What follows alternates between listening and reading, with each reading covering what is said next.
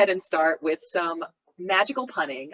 So basically, I was thinking about food, which I often am, like, let's be honest, but I was thinking about it especially because of our amazing partner, Rise Against Hunger.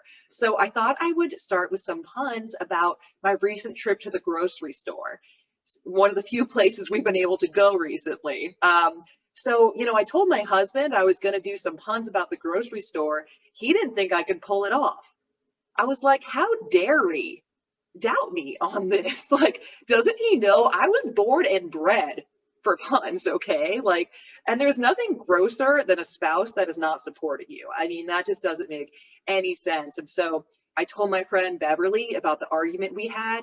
She's still mad. Like, Bev rages still about all of his nonsense. But the truth is that usually my husband's really supportive. Like, he's not a serial offender, like it's like candy, make one mistake every once in a while. So, it's spring, renewal, forgiveness, it's Passover, where my juice at. I was like, all right, I'll forgive you. Sometimes in marriage, you have to see the florist for the trees, and look at that bigger picture. So, yeah, could I say bad? Kosher, I could have, but I just felt like, why not move on? So anyways, I'm at the grocery store and I'm just kind of in a jam because I'm not feeling well.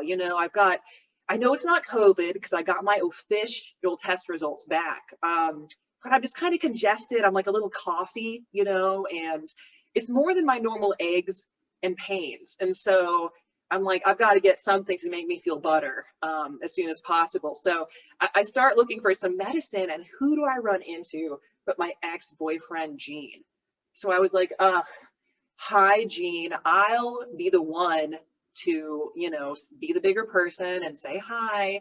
And he didn't even recognize me at first, which was kind of crazy. Like, granted, he wasn't expecting to meet me. And back when we were together, my hair was shorter. Like, I looked a little butcher back then, to be honest. So I guess that's why. But, he wasn't a bad guy. It was just like, I'm kind of a city girl. He just inherited his father's farm, and he kind of wanted like a pharmacist. And I was like, I don't know. He also had low self-esteem, and so I had to give him lots of compliments. And eventually I got tired of all his like Bay King needs, it's just like, I'm over it. But anyway, so we start talking and he's like, I notice you still don't have any kids.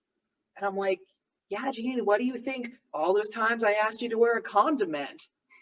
Like, dude, try to catch up. You know what I'm saying? Like, I mean, I'm not trying to be rude, but mayonnaise dense. I just cannot believe this guy. And so, he finally mustered up some dignity and walked out there. And I didn't relish it at all. It was just kind of ridiculous.